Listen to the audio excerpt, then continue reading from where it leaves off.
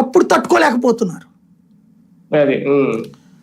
ఇప్పుడు ముస్లింలకు సంబంధించి అయితే బాబర్ కట్టాడు అంటున్నారు కదా, వాళ్ళు పూజ వాళ్ళు ఇది చేసుకుంటున్నారు కాబట్టి నమాజ్ ఉండని అక్కడ.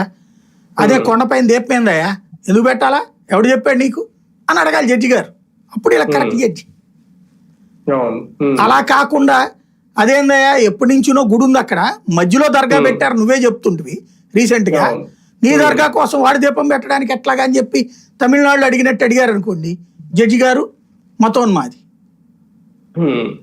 మనకి చైనాలో ఏ జర్నలిస్ట్కి హక్కు లేదు అక్కడ. అసలు అక్కడ సంఘాలు ఉంటాయా జర్నలిస్ట్ సంఘాలు? రష్యాలో ఉంటాయా జర్నలిస్ట్ సంఘాలు? లేదా అసలు ఏ కార్మిక సంఘాలు ఉన్నాయా చైనాలో రష్యాలో? లేవు కదా. మరి ఆ దేశాల భావజాలం కలిగినోడు ఇక్కడికి వచ్చి యూనియన్ పెట్టుకుని డబ్బులు నక్కలు తిడుతుంటాడు, దేశానికి వ్యతిరేకంగా మాట్లాడుతుంటాడు.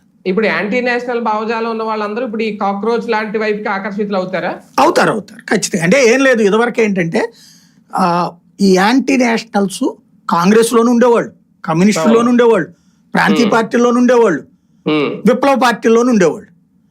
ఇప్పుడు వీళ్ళంతా గ్రూప్ అవుతున్నారు. అదే ఇప్పుడు because of Modi. Congress MP అంట మహువా మొయిత్రా, ఆయన తృణమూల్ కాంగ్రెస్ లేడీ, తృణమూల్ కాంగ్రెస్ లేడీ, తృణమూల్ కాంగ్రెస్. అవును, ఆమె అడిగిందంట ఏంటి ఏ అర్హత కావాలి ఏంటి అనేది. పరమ నీచురాలు. ఎట్లాంటిదంటే తన విలాసాల కోసం మేకప్ మెటీరియల్